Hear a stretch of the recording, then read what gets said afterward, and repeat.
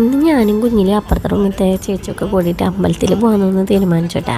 അങ്ങനെ വീട്ടിലൊക്കെ വിളക്ക് വെച്ചിട്ട് പോകാമെന്ന് വിചാരിച്ചത് വിളക്കൊക്കെ വെച്ചിട്ടുണ്ട് കേട്ടോ. പിന്നെ ആ ചേച്ചി വരുന്ന സമയം ഞങ്ങൾ കുറച്ച് നേരം വരാന്തലൊക്കെ കിടന്ന് നടന്നു.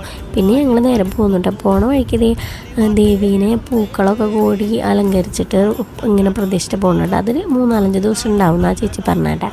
അങ്ങനെ അമ്പലത്തിലെത്തി. ഇത് ദേവിയുടെ ഉത്സവമാണെന്നാണ് കേട്ടോ ചേച്ചി പറഞ്ഞത്. എനിക്കറിയാത്തതാണ് ആ ചേച്ചി ഇതൊക്കെ പറഞ്ഞു തരാറുണ്ട് കേട്ടോ. ഇത് തമിഴ്നാട്ടിൽ ഇത് ഭയങ്കര ആഘോഷമാണെന്ന് കേട്ടോ പറഞ്ഞത്. ഞങ്ങളവിടെ എത്തിയപ്പോൾ നല്ല തിരക്കുണ്ടായിരുന്നു കേട്ടോ.